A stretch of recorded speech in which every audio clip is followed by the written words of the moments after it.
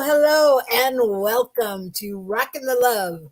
I'm Robyn. And I'm Gil, and we're excited to greet you and invite you into our fine show this Wednesday, the last Wednesday of May 2023. Last Woohoo! Wednesday of May, June. Half the year is over. Almost. After June, it'd be half. Yeah, but still, we're to the June. If you get to 6, you're at half of 12. Oh. That's, Well, I've been doing a lot of math work with a 15-year-old, so I'm a little confused. that must be why you forgot to brush your hair. No, I didn't. I didn't forget. It's the other side. The other side is I can't. okay. Okay, but Oh, it's so confusing when the mirror doesn't work. that's Hollywood, baby. So we're so glad you're here today. Today we are talking about Presencing the practice. yes, presencing the practice. And I'm excited. I'm excited to talk about it. Because I really don't know what's gonna happen. And but I think it's such an important topic. I think it's such an important topic because that's what life is about. Mm-hmm. Mm-hmm. So what else do we need to do? Tell them what they've won, Gil. Sign up. Make sure that you subscribe to our channel. Make sure that you type in your comments, questions, your part in the show, because your part in the show is a big part in the show. And make sure you have a good time and relax and have your cup of tea. Right. And if you're out there, why don't you let us know you're there? Just, say hello in the chat. And why don't you tell us how you're feeling today? What's going on for you? Just one word or whatever you want. Just about how you're doing, how your day is. So let's get to the good news then. You have good news? The good news. Oh my gosh. Yeah. Sorry, I can't see. Oh, there it is.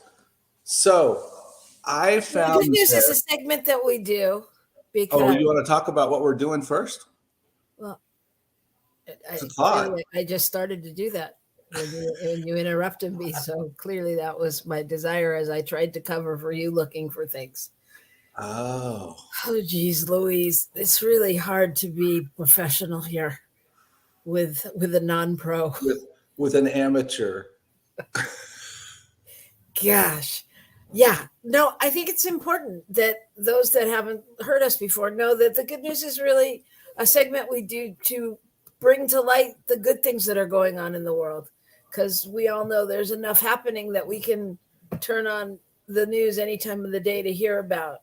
And I don't know where everyone is, but I know I live in the city of Oakland, California.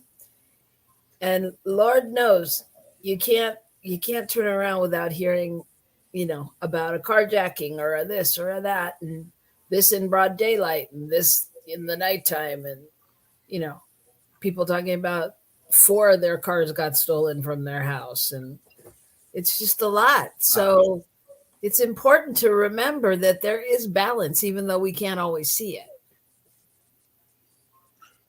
Okay. So, having said that, I just read and discovered that, in fact, as a planet, we are producing almost twice as much clean energy as we are fossil fuel energy. Say more about that. Well, we're doing a lot of wind and solar. In fact, solar is about to become the largest supplier of energy for the planet. We're now seriously researching. Europe is at least doing solar collection in space, collecting it, beaming it back to Earth to use it, and there's already in process farms of solar farms in the deserts, um, way far away from Europe. And they're sending the electricity over to Europe, and it's much more efficient in the sense that they can have the same number of panels and supply way more energy. And they're able to. There's one underground under the. I think it goes under the channel or something. What do you call it? Wire? That's not the right word, but anyway, cabling. And it's the longest cable in the world, but they're setting it up just to be able to handle the energy from Morocco that they're setting up. So I think it's fascinating. That's amazing. That's great. It is. I didn't really know that it seemed like we were, moving along in that way as a globe that quickly. So yeah, I think in doing these good news stories, that's one of the things I think that has come up more than I realized, like you were saying, because hearing about all the areas and third world countries and different places that are doing things that are leading to the replenishing of animals, life, and fish, and the air quality, and all of those things, coupled with the bigger stories that we do hear about here, it's kind of amazing. I mean, it seems like it's really moving the right direction. Well, I think there's there's an up-leveling. There's an up-leveling of consciousness in general, particularly around environment and how it affects our lives and how it affects the rest of the planet. So maybe there's something in there about being present to the practice somehow that's shifting things.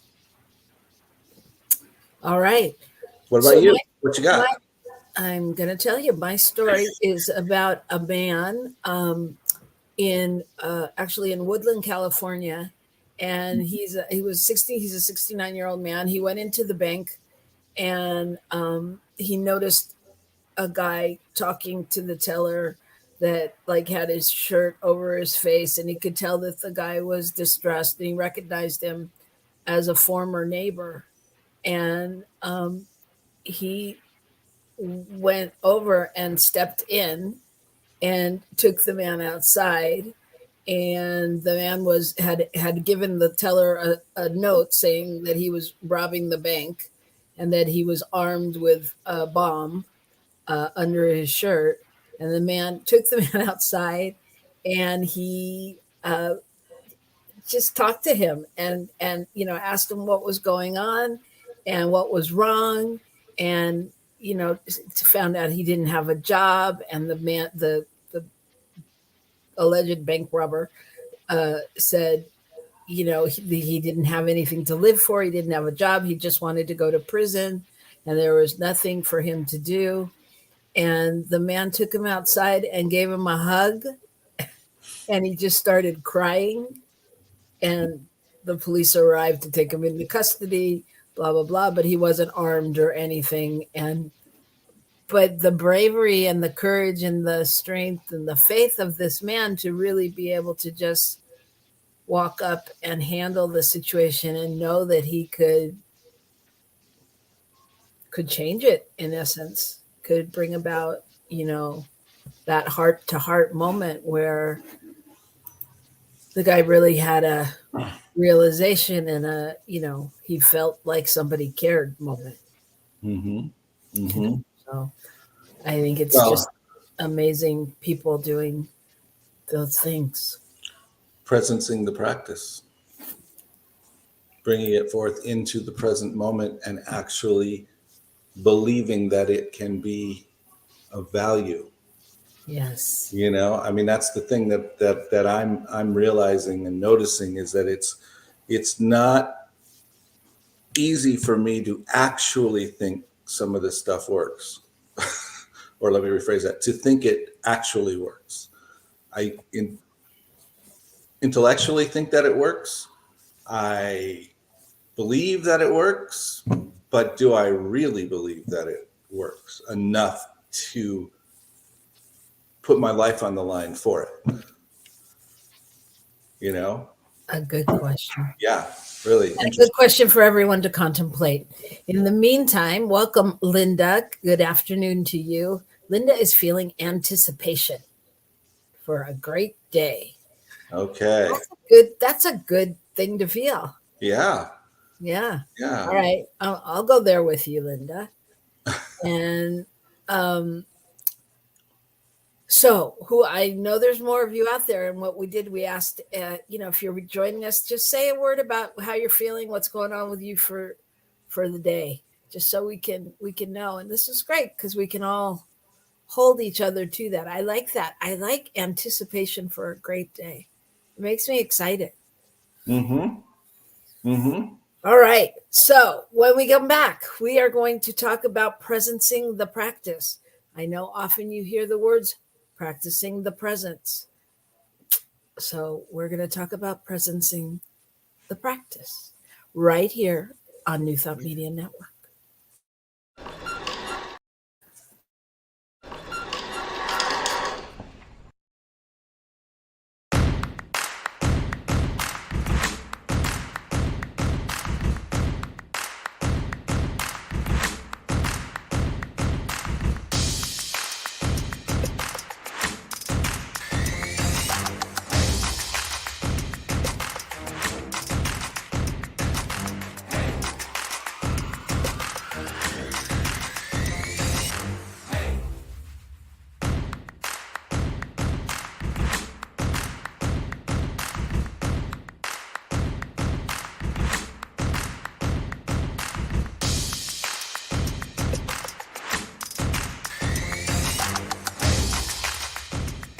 Come on, everybody, sing with me. Yes, yes, yes.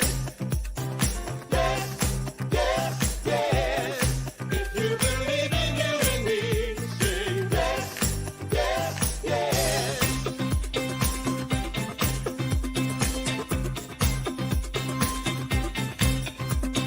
If you believe like I believe, we can make a better world.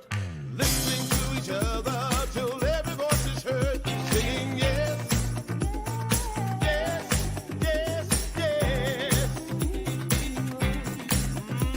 What makes you make if we find a way to end all poverty? So all could live with dignity from sea to shining sea. Oh, we say yes. Come on, everybody, sing with me. Yes, yes, yes. Yes, yes, yes. If you believe in you and me, sing yes, sing yes, sing yes.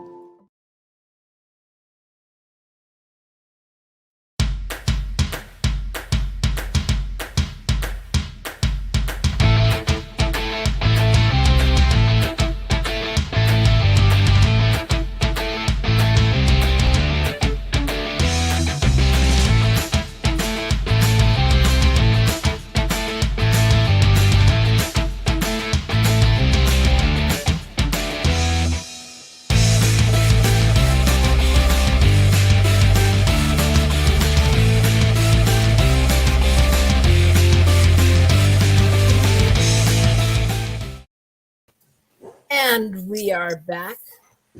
You are so tall and I am so short.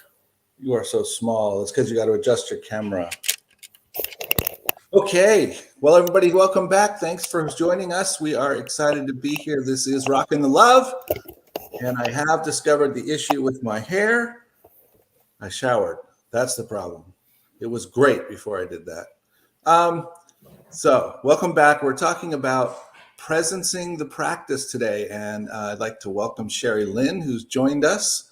And I'm excited to just have a little discussion. Holding on to God's loving embrace. Hmm. Hi, Sherry Lynn. Welcome. Hmm. All right. So practicing the presence. Let's just talk about what that means. Presencing the practice or practicing the presence? Which one are we talking Practicing about? the presence, just what I said. Okay, just checking. Okay. Okay, what's it mean? It means knowing that exactly what Sherry Lynn said, holding on to God's loving embrace, knowing that Spirit is present always. It's being in that space. Okay. What about you? What do you think it is? Yeah, I agree. I think it's that yeah, practicing the presence in every moment, always knowing that God is right there with you. I mean, um I think it's practicing the presence in theory is really something that allows us to remain focused on God during everyday activities and chores and tasks um, and integrating spirit into into that into that aspect of our life, because I think many times we forget in the mundane things or in our to-do list that God is there too. Mm-hmm. Mm-hmm. I think the other part of that is practicing the presence is that opportunity to in those mundane things practice the knowing that Spirit is present. And then when you run into something that's out of the ordinary or that's very different, that practice of the presence allows you to be aware of the presence even in that thing that feels out of the ordinary or out of line with what you were expecting. And I think it gives us a grounding to be able to walk through whatever it is, whatever circumstance shows up, and know that the presence is there. Yeah. Do you know where practicing the presence came from? It was a good idea. I think I do, but you tell us. Well, what do you think? All I can think of is Joel Goldsmith. Ah, No, I'm wrong. I'm wrong. My producer says I'm wrong. Uh, well, I'm sorry. I guess I'll give up my $10,000 winning for today. What was it? Who was it? Where did it come from? well, maybe your producer will say I'm wrong too, but I believe it's from a 17th century monk, Brother Lawrence. Yeah. Oh, that's Ding, where ding, ding, ding, ding. Yeah, and what he did was in all of those mundane things, like he did a lot of cooking, and I don't know the whole story, but a lot of cooking and cleaning and all of those things. And whenever he was doing that, he integrated his conversations with God, and so that's how it became practicing the presence. aha. And Sherry Lynn says it's a book. Is that the Joel Goldsmith Practicing the Presence? Is that a book? Okay, thank you. Thank you, Sherry Lynn. Thank you, producer Michael. There we are. So, although I was wrong, I was just wrong. So, oh my goodness. So anyway, so yeah, I just thought that was fun to know, because I mean, it is a practice, and I remember when I was in training, practitioner training in school, and some assignment where we had to practice, make sure we were practicing the presence. And I remember doing it while I was cleaning dog poop out of our yard. And because, it was like pick the worst time you can kind of assignment to find God in the presence. And it became actually pretty joyous. It was kind of weird, but I mean, no, well, you know what I mean. But it became it wasn't about the thing anymore. It wasn't about because I wasn't stuck in my story. I had been transported to a different place. Right, right. You were practicing, yes, practicing that presence It doesn't matter what it looks like in front of you, that presence is there. And I think that's part of the key of that, is no matter where you are, there is the presence. Yeah, and always being able to remember that, and to remember, yeah, that we're in the now moment, staying in the now moment, And so this is why we titled this show "Presencing the Practice," because it's really about how do you integrate and hold that space, right? Of For me anyway, that's what the title means to me. I don't know, maybe it means something else for you. We don't talk about this stuff beforehand. We just come up with a title and we go, ooh, yeah, that's good, and then we go away and then we come back so that we have fresh ideas for you all. So maybe you have another idea. Yeah. I do, actually. I mean, for me, the idea of presencing the practice is going back to that place of actually bringing forward the practice that serves me, that allows me to walk in that space of knowing the presence. So, we're always practicing somehow. We're always practicing. And, but if we're not taking time to do the things that really get us in touch with the presence and into that practice, then we're not doing it. And if we hit a place where we have to bring forth that practice to help us ground where we are, then that's presencing that practice to the situation to be able to be grounded in the moment. Yes. I feel like we're on improv.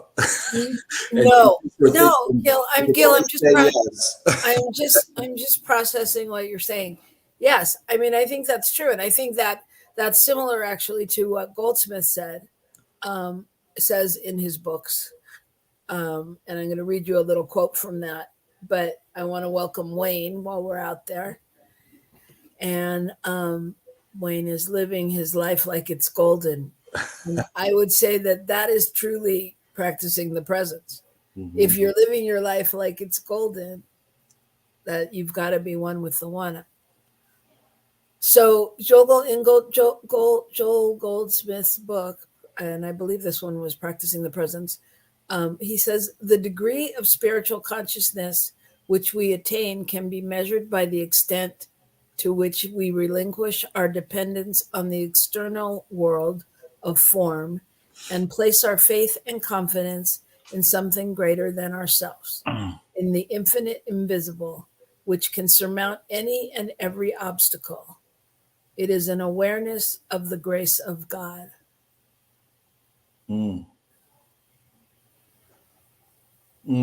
Well, what's the reality of that? What's the reality of that when you walk into when you walk outside and your car is stolen? I mean, there's the form. The form is that my driveway is empty, and now how do I shift myself to another place? You know what I'm saying? I do. And I think that's the practice. That's the practice. It's in some ways it's I mean, it's different for everybody, I would think. But for me, in those moments, if I'm standing there fully aware of what's missing, then I flip and I go to being fully aware of what's present, and how grateful I am that nobody was hurt, how grateful I am that I'm going to get a new car, how grateful I am, whatever it is, how grateful I am that everybody's healthy and it's okay.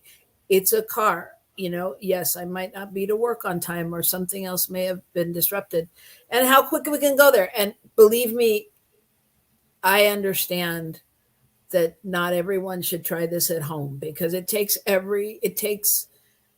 lot of practice. And people, I mean, I know there's a time when I would have been like, WTF? What, what the hell? What's she talking about? If my car's stolen, I'm pissed off. And I get that. And I'm not saying deny that, but for me, you know, I, I, f- at this particular stage of my life today, I move past like all of that a little quicker because I really want to get to the solution. And I know that that's going to take longer for me if I stay there. That's just me. Well, I think that's where that's where we could, the opportunity to presence the practice, to bring into the moment the practice of knowing that God is all there is, knowing that love is happening, knowing that the universe is conspiring for our good, knowing all those things. Taking that practice of just taking a breath and allowing whatever to move through, those kinds of things. Thank you, Sherry, by the way, for all of your research on the Joel Goldsmith and Brother Lawrence books. I think we're gonna have to get you on staff as a researcher.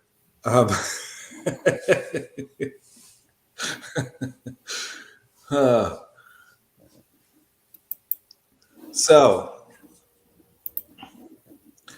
it's interesting because this really came up for me in the last couple of weeks. I was reading and preparing to speak, and this idea that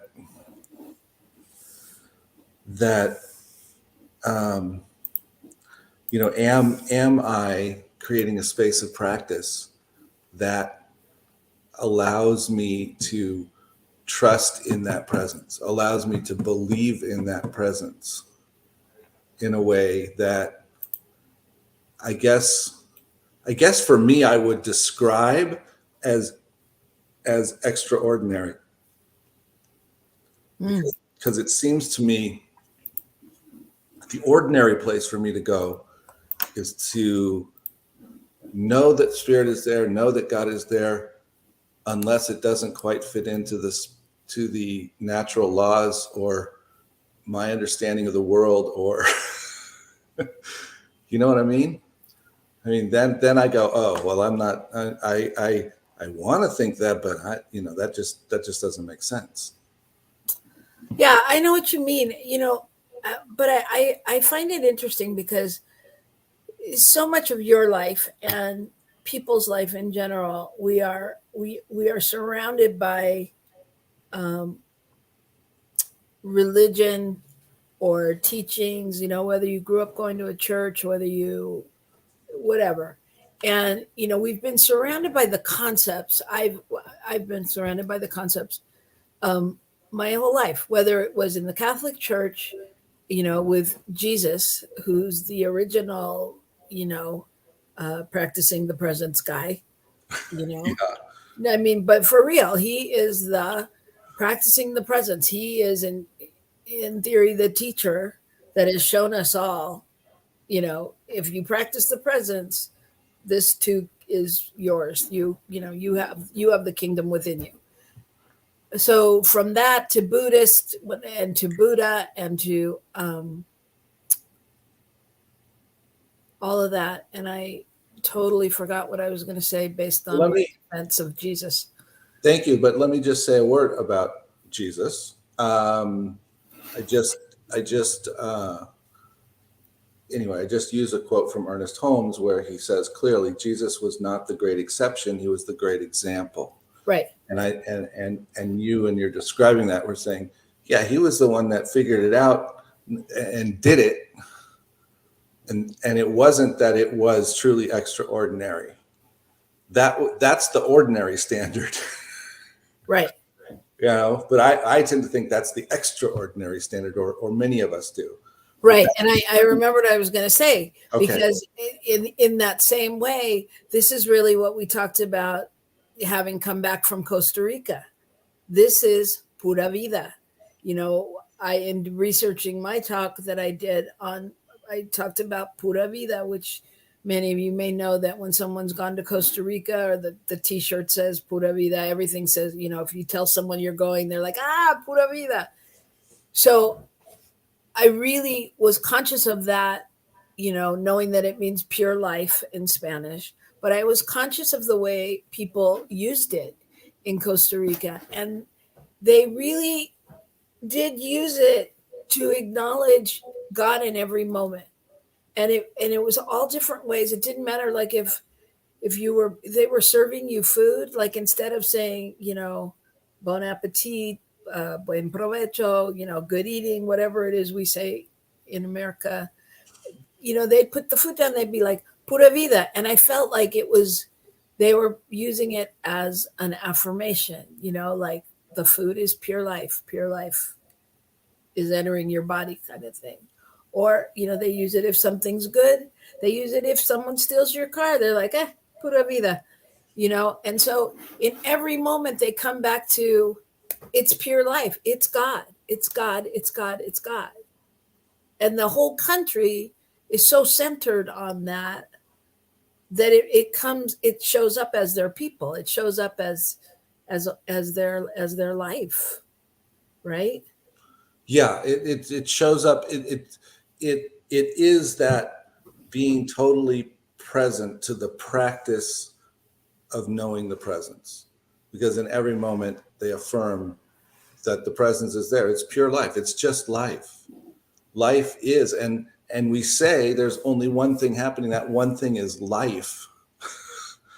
So it's just life happening. Right.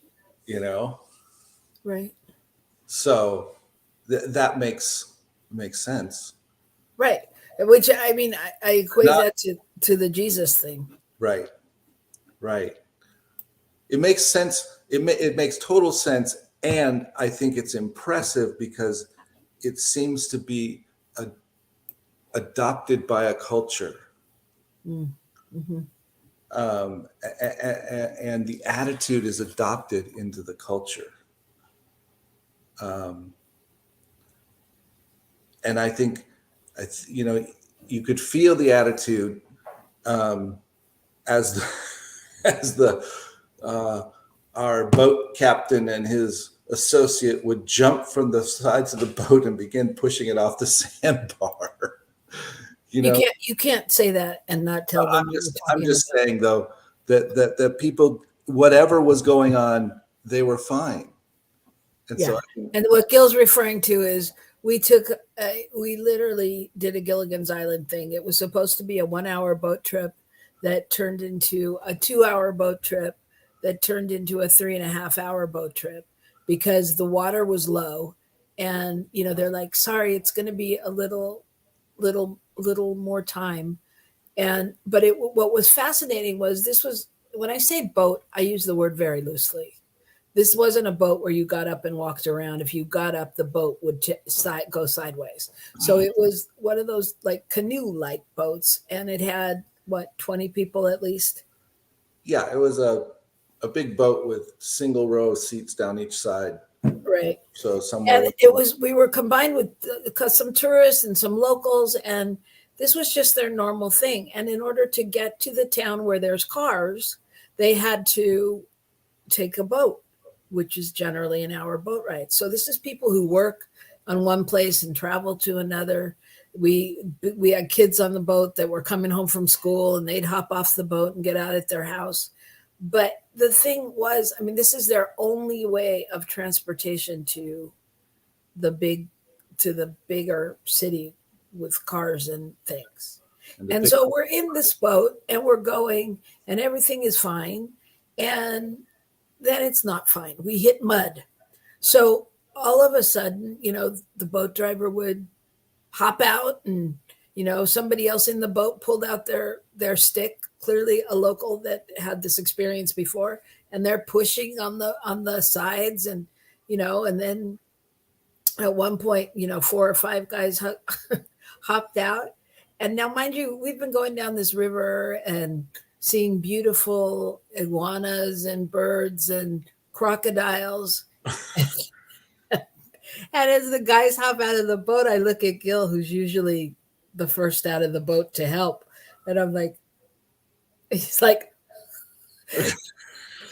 I'm like, it's okay. Crocodiles is a good excuse, Let the people who know what they're doing do it, and they just would hop out, and it was like pura vida. Everybody laughed. We had a good time. They made jokes. There was nothing like, I mean, one lady in the front was like, am I going to be there by 4 o'clock? Because there's only one bus she can get on. There's only one bus that runs from there.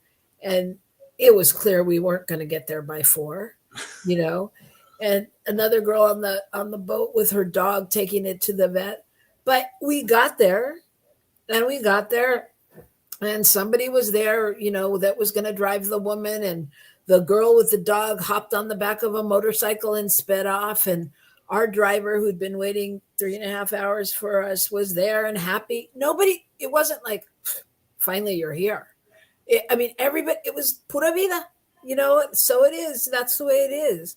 And it's like, truly, it's the acknowledgement that it's God's design, that God has orchestrated this, and this is the way it's supposed to look. And so practicing knowing that, and as a culture, there's this practice of knowing that. And I think, so they're taught to be present to the practice all the time, to be present to the practice. And I think that's where you can presence the practice, is when you realize you can stand in that knowing in any situation. You can adjust any opinion or whatever you have about the situation to shift to the pura vida. It is what it is. Here we are, and what it is good, no matter how it looks. So how do we presence the practice?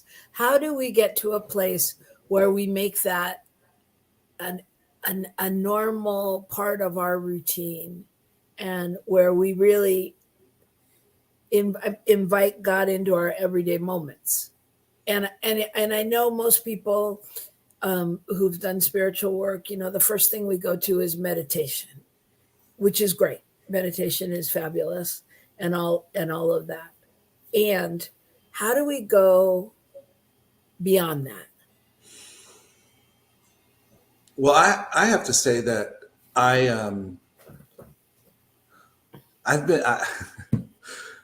I've been reading and doing more meditation because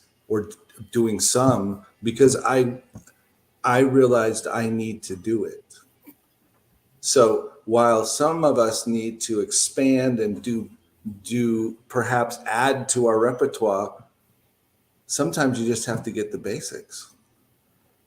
Just the basics of stopping my mind, slowing it down, accepting, really being in an awareness of if there is perfection in everything, then everything can reveal its perfection, and that, so you have health and you have abundance and you have all these things we talk about, but that I don't always quite grab onto, like, oh, you have a hurt whatever, so you're going to need a this, instead of, oh, here's your whatever is hurt, and so now we're just going to let it reset itself, knowing that it knows what to do.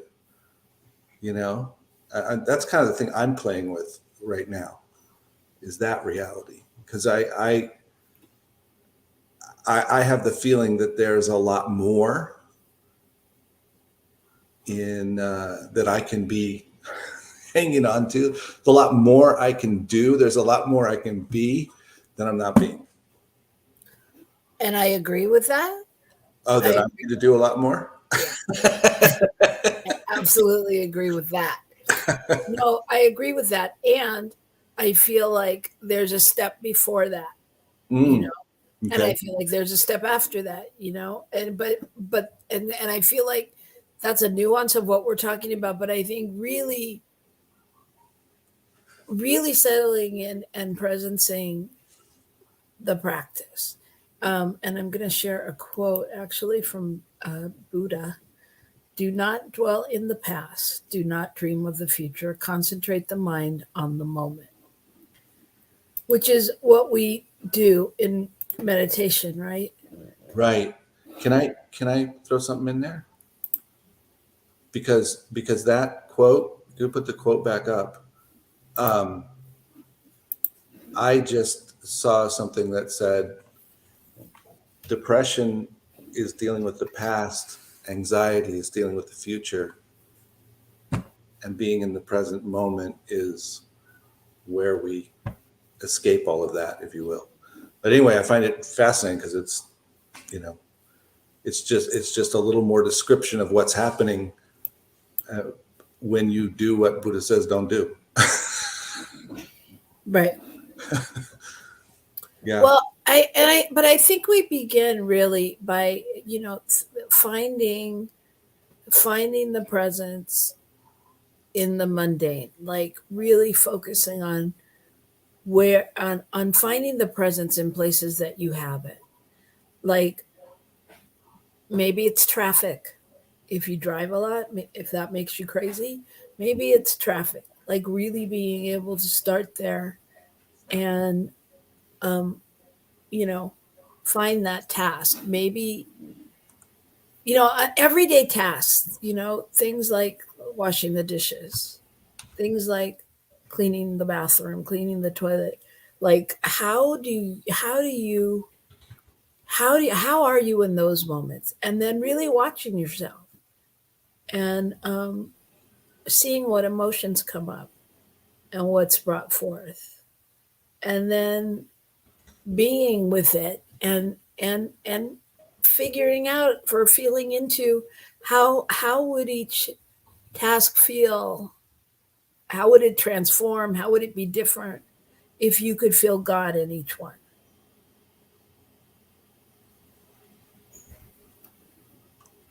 And it could be a relationship, it could be, you know a task, like I said, but really, and then really begin to create the practice, um, and I know that Brother Lawrence, something I read, said like that during these times he would, make it his conversation with God. And it reminded me of you back in the day when we were dating, walking down the street, when you stopped and went, "What the hell am I doing here?" And had a conversation with God. And I knew you weren't talking to me. And Mhm. we just kept moving.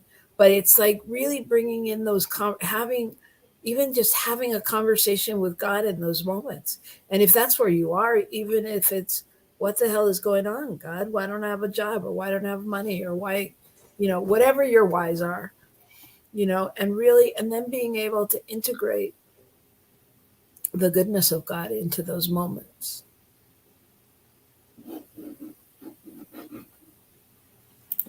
And I actually found a worksheet when I was doing research, um, on a site. I'm going to give a shout out to, actually, I don't know if it's on this site, but I know it came from the site, spirituallyhungry.com, which I think is a Christian thing, but they actually have a worksheet, on, integrating and creating the practicing the presence plan, and staying focused on God, and some helpful questions, um, and and then figuring out really, where, even if you just start by, making one time to do this during the day, and then increase it throughout the day. I think for me, what I notice is, I don't remember when I started doing this, but what I notice is I do it all the time now.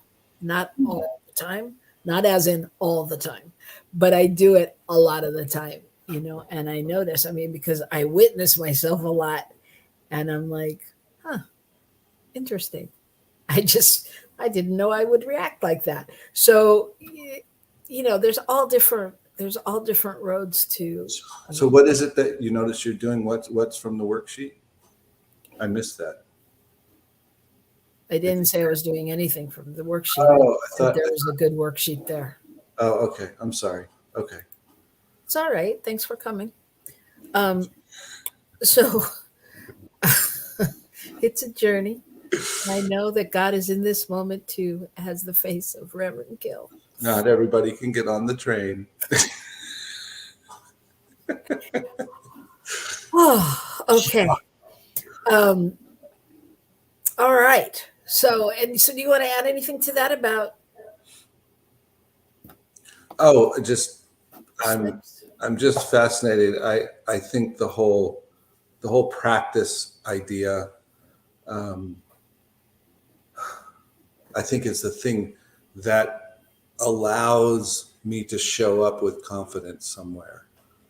So when I can become presence to my practice, then I'm not attached to what the outcomes are. I'm not attached to some of the other things. And so then I can just be in that moment. I can just be in that process. And that's a really important part. I have a little quote here from Michael Beckwith from Agape, from Spiritual Liberation. It says, "I go forth and joyously play my part without attachment to the fruits of my actions." And I say that because, that's the idea of having present our practice. And so we're not trying to get something, we're trying to be true to what's coming forth. Right? And so then we're not attached to what comes out of it and what it looks like. We're attached to being true to spirit somehow in whatever the situation is. Whether it's, I mean, that guy couldn't have been attached to the outcome with the bank robber. He had to be completely open to what could happen by walking up, talking to him, inviting him outside and giving him a hug. That's what he wanted that situation, but if he had been attached to it, he would have been too afraid to go into the situation. Well, but I'm going to go a step further because I agree with what you're saying, even though I don't think I agree. Okay. Because I think what I think is, I think he was in the moment. And that's the key to all of this thing called life. I think he was in the moment. I don't think he thought, oh, if I go over and talk to him, it'll get better. I think in the moment he reacted based on that. He could tell there was something stressful happening and something moved him to go over and to do what he did. And I think it's when we are out of the moment, when we start to think about what ifs, that we get stopped and actually. But that's what the practice is. Exactly. It's to be in the moment. So when we presence that practice to every situation, then we go there. And Thich Nhat Hanh says, live the actual moment. Only this actual moment is life. Whew. Yeah. And that's what we say. There's only this moment. So what I said 30 seconds ago, it's not the now. It's totally irrelevant. Exactly. Exactly. Oh, this is fun. He's twisted, folks. It's blown holes in all of my arguments, though.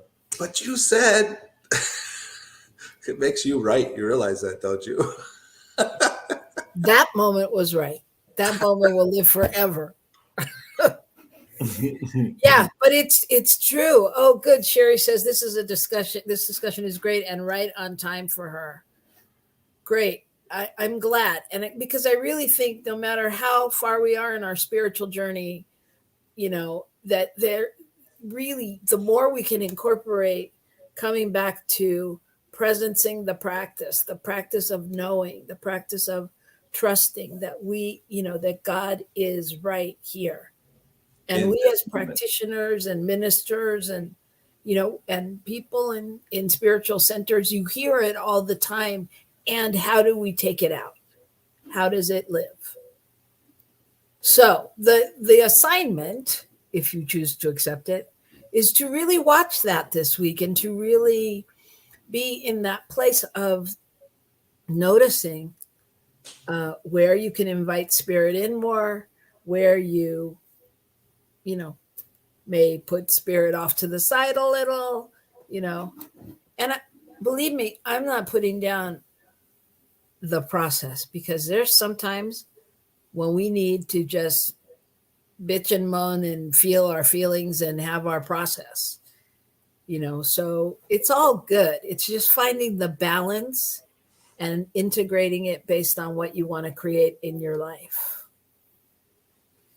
And Sherry is pulling out her book on Joel Goldsmith and Brother Lawrence. So she will be guesting with us next month to continue the conversation. And we're so happy to have her ready to come.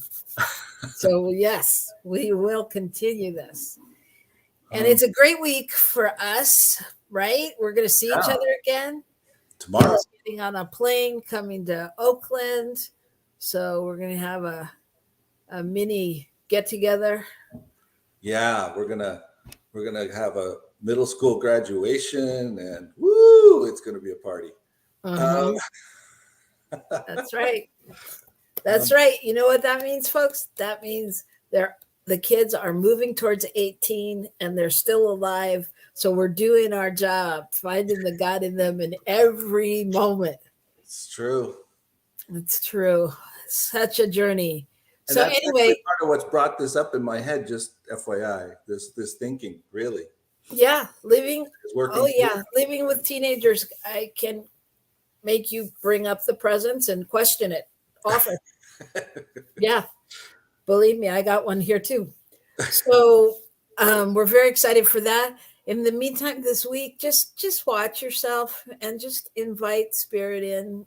You know, there may be a conversation that spirit's wanting to have with you. So open up and see what happens. Be in the present moment. Be in the present moment. All right, everybody. Thank you, Wayne. Thank you, Sherry Lynn. Thank you, Linda. Thank you, Kent. Thank you, all of you that aren't speaking, but we know you're out there. And thank you to Michael Mangus, our producer, who is right on time always. So we love you, and we look forward to seeing you next week. Keep rocking the love, y'all.